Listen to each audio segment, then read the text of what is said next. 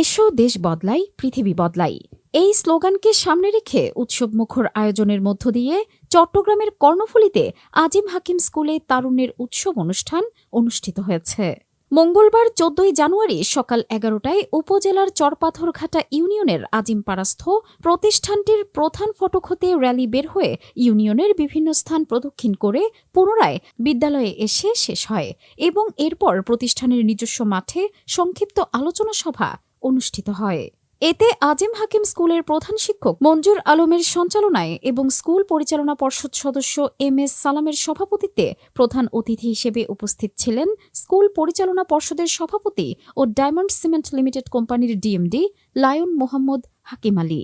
পবিত্র কুরআন তেলাওয়াত ও জাতীয় সঙ্গীতের মধ্য দিয়ে শুরু হওয়া উক্ত অনুষ্ঠান মুখরিত ছিল তারুণ্যের বিভিন্ন স্লোগানে। এতে অন্যান্যদের মধ্যে আরও উপস্থিত ছিলেন বৈষম্যবিরোধী ছাত্র আন্দোলন চট্টগ্রামের সমন্বয়ক জুবায়ের আহমেদ মানিক, চরপাথরঘাটা ইউপি জামাতের সভাপতি মোহাম্মদ মুসা মেম্বার, স্কুলের প্রাক্তন শিক্ষার্থী পরিষদের প্রতিনিধি এবং ছাত্র প্রতিনিধি সহ প্রতিষ্ঠানের ছাত্রছাত্রী, অভিভাবক, শিক্ষক শিক্ষিকা এবং সংশ্লিষ্ট কর্মকর্তাবৃন্দ।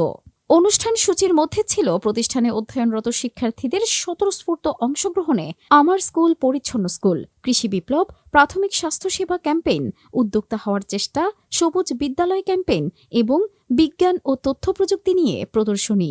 যারা সামনের দিকে উদ্যোক্তা হয় এদেরকে উৎসাহিত করব, কারণ আপনারা জানেন ছোট থেকে আস্থা পূরণে তখন কারণের পথ থাকে এবং শক্তি থাকে, মেধা থাকে, সবকিছু থাকে।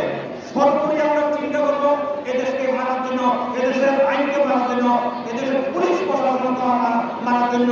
পুলিশ প্রশাসন তারুণ্য খারাপ, আমরা আমাদের বুঝতে তারুণ্য খারাপ। কবি রবীন্দ্রনাথ ঠাকুর বলেছেন, হাইরে অবুস, হাইরে সবুজ, হাইরে আমার কাঁচা, আত্মরাদের ঘামের তুই বাসা। তার অর্থ হচ্ছে যে তারা আত্মরা কারা, যারা আমরা আমাদের মধ্যে বৃদ্ধ হয়েছেন, আমাদের বয়স হয়েছেন, তারা হচ্ছে কি আত্মরা। আত্মরা ক্লাস 5-এ পড়ি, 6-এ পড়ি, 7-এ পড়ি, 8-এ পড়ি, আমরা দেশের কেন্দ্রে দায়িত্ব নিব।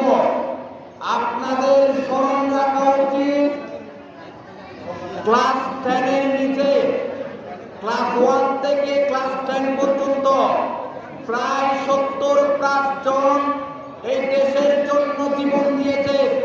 তারা আপনাদের ভাই,